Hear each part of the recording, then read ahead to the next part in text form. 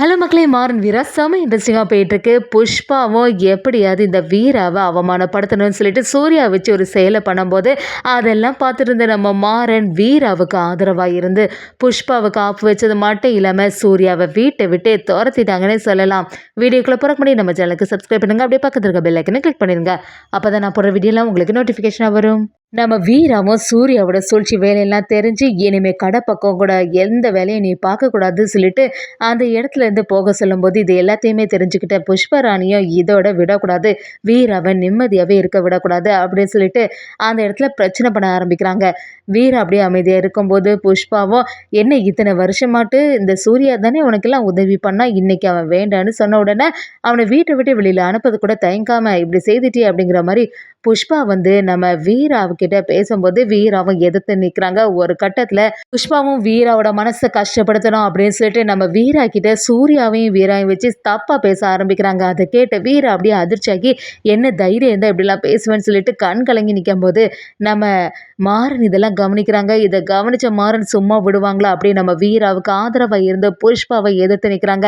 ராகவன் கிட்டேயும் எவ்வளோ தைரியம் இருந்தால் இவெல்லாம் இப்படி பேசிட்டு இருப்பா, நீ இதெல்லாம் பார்த்துட்டு இருப்பே அப்படின்னு சொல்லிட்டு பிரச்சனை பண்ண ஆரம்பிக்கும் போது இதெல்லாம் நம்ம ராமச்சந்திரன் எல்லாம் கவனிச்சுட்டு ஆமா எதுக்கு தேவையில்லாமல் இப்படி பேசிட்டு இருக்க, வீராவை பற்றி எங்களுக்கு நல்லாவே தெரியும், தேவையில்லாத வார்த்தைகள்லாம் விடாத அப்படின்னு சொல்கிறாங்க. அதோட விடாமல் நம்ம வள்ளியம்மையும் இந்த குடும்பத்துக்குள்ளே வந்த நாள்லேருந்தே நீ வந்து பிரச்சனை பண்ணிகிட்டே இருக்க, எத்தனை வாட்டி தான் சொல்லுது தேவையில்லாத வேலைகளில் நீ இந்த மாதிரி செய்யாத அப்படின்னு நம்ம வள்ளியம்மையும் எதிர்த்து நிற்கும் போது அந்த புஷ்பா வந்து விடுற மாதிரி இல்லை, வள்ளியம்மை வீரா எல்லாரையும் சேர்ந்த மாதிரி சரியான செயல் பண்ணிட்டு இருக்காங்க.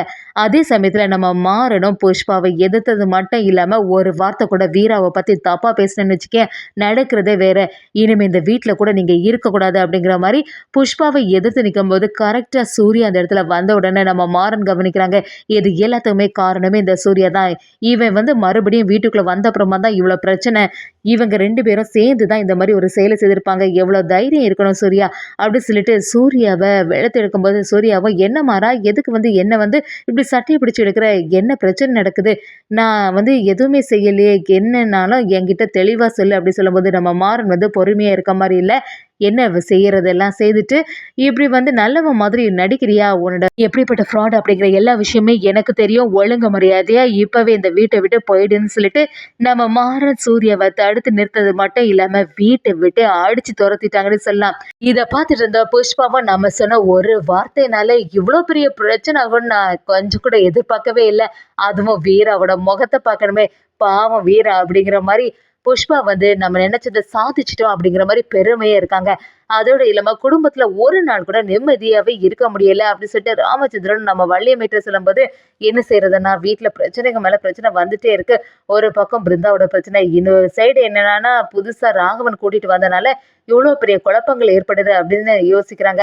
அதே சமயத்துல மாறனும் சூர்யாவை அடிச்சு வெளுத்தது மட்டும் இல்லாம அப்படி வந்து பாக்குறாங்க நம்ம வீராவை காண மாட்டேங்குது. வீராவோ ரொம்பவே கதறி அழுது போய் அப்படி ரூமை க்ளோஸ் பண்ணிட்டு யாரு கூப்பிட்டாலுமே வெளியில வராம இருந்துட்டே இருக்காங்க.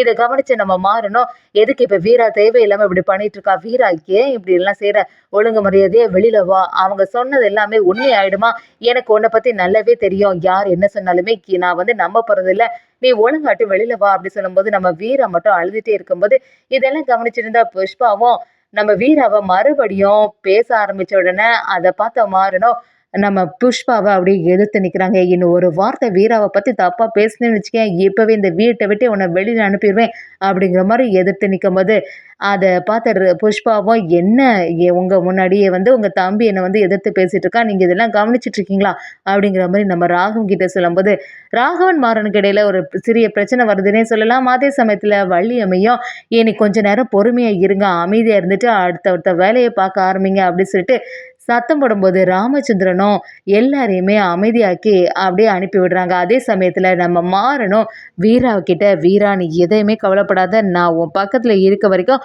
உனக்கு எந்த ஆபத்தும் வர்றதுக்கு விட மாட்டேன், நீ தயவு செய்து கதவு தரேன்னு சொல்லும்போது நம்ம வீரா கண் கலங்கி நிற்கிறத கவனித்து நம்ம மாறனும் வீராவுக்கு ஆதரவாகவே இருந்துட்டு இருக்காங்க. அதே சமயத்தில் கூடிய சீக்கிரமாக புஷ்பராணி பற்றின எல்லா விஷயமும் நம்ம மாறனுக்கு தெரிய வரப்போகுதுன்னே சொல்லலாம்.